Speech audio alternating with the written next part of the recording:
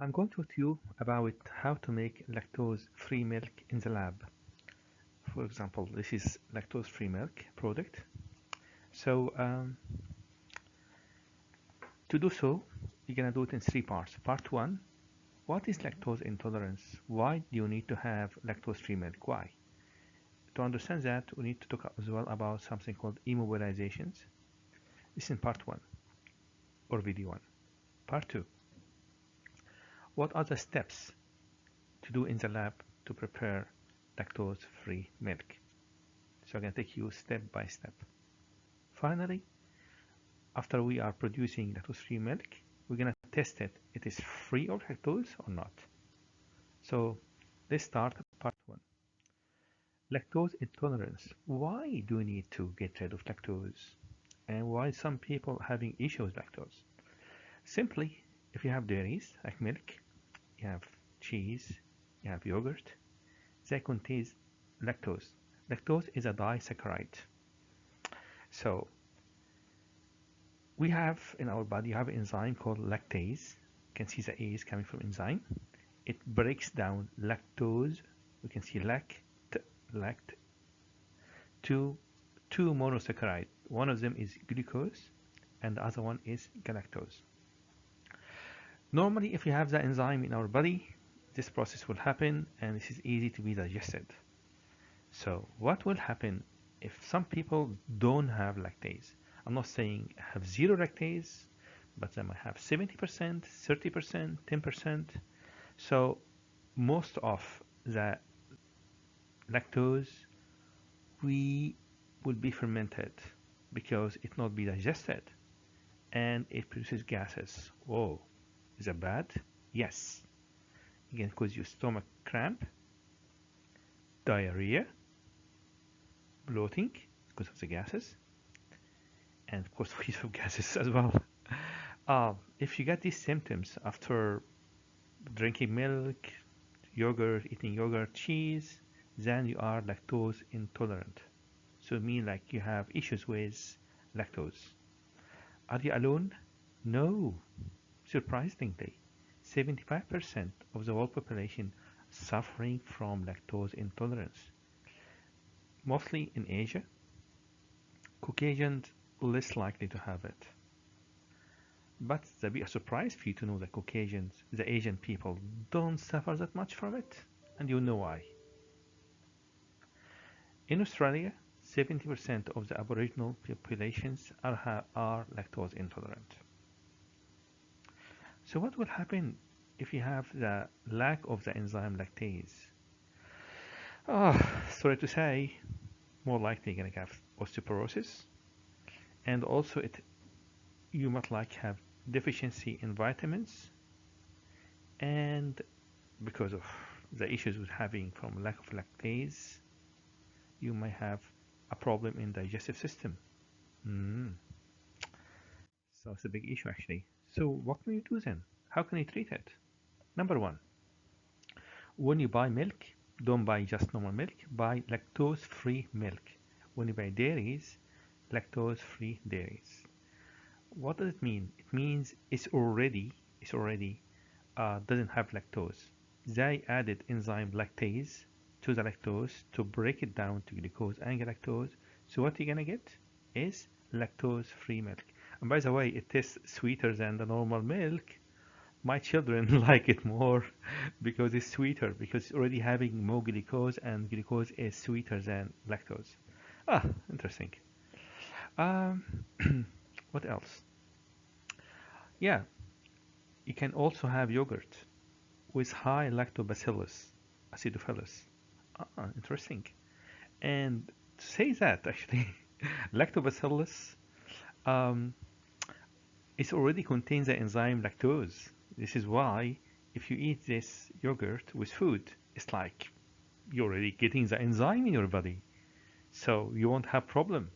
And this is why Asian people, despite 91% of them are lactose intolerant, they don't have problem with that eat. Why? Because of the diet. They like to add yogurt to almost everything.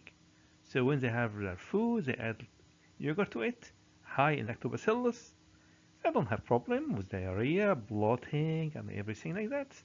Interesting. Finally, sorry. Um, if you just don't want to have lactose-free milk or you don't have yogurt all the time, what can you do? You can take drugs. Okay, what about it? They already made lactase enzyme in tablets and they immobilize it, make it solid form, as you can see. But it's more expensive, of course, and it's less effective. Why Magdi is effective? I'll tell you why.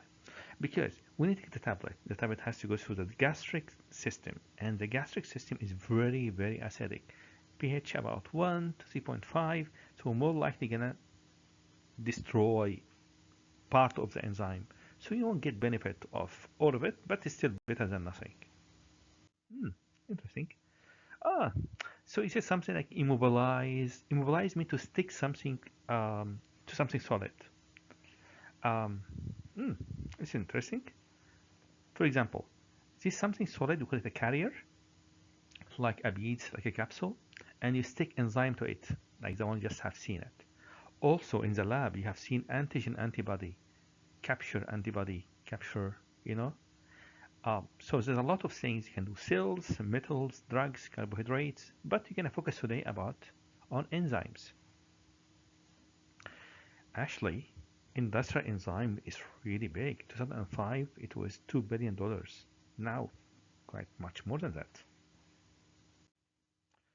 So, how do you mobilize enzyme and what is the benefit of mobilizing the enzyme?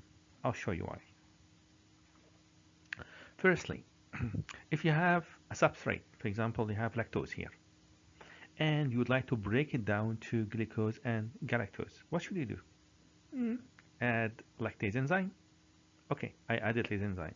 So this is an enzyme that triangle shape. After a while, I got the product, which is glucose plus galactose, and my enzyme, which is lactase. Okay, but I want to give the people to drink milk or only just the sugar. I don't want them to give them enzyme in their body. Why? Yes, you are right. So you need to remove the enzyme from here. Sorry, it's a bit difficult. It you can do it through dialysis. It takes long time. And if you have to do that on the industrial scale, it costs you a lot of money to separate the enzyme from the product. So it's not practical.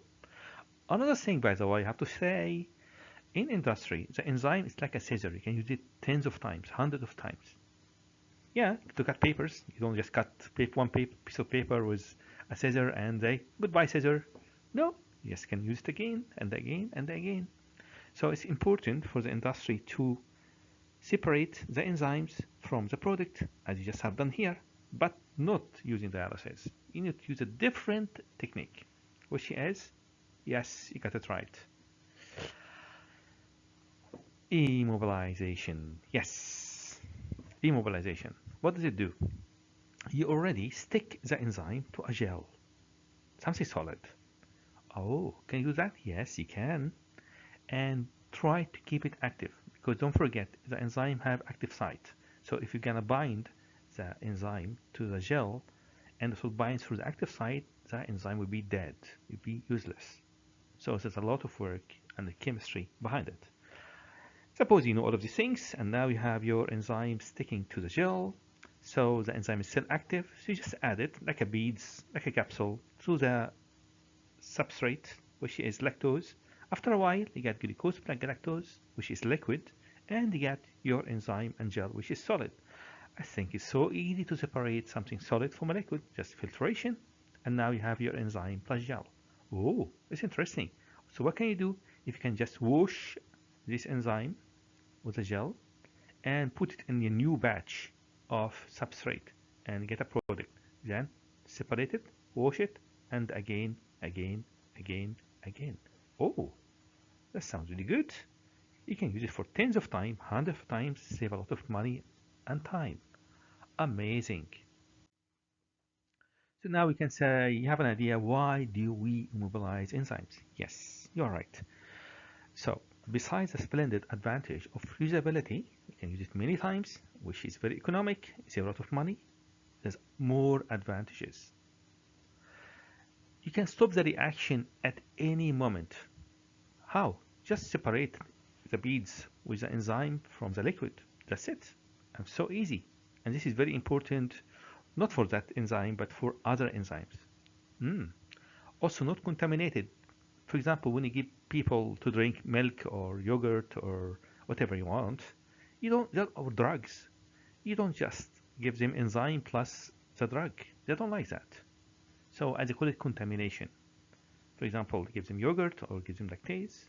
This is drugs.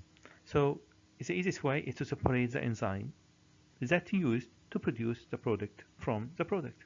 Simple. Finally, and very, very important, they found that when you immobilize the enzyme, it makes the enzyme more stable against pH, temperatures, solvents, contaminants, impurities. Wow, it's amazing. So the enzymes are more resilient, more stable. They can live under harsh conditions. Amazing.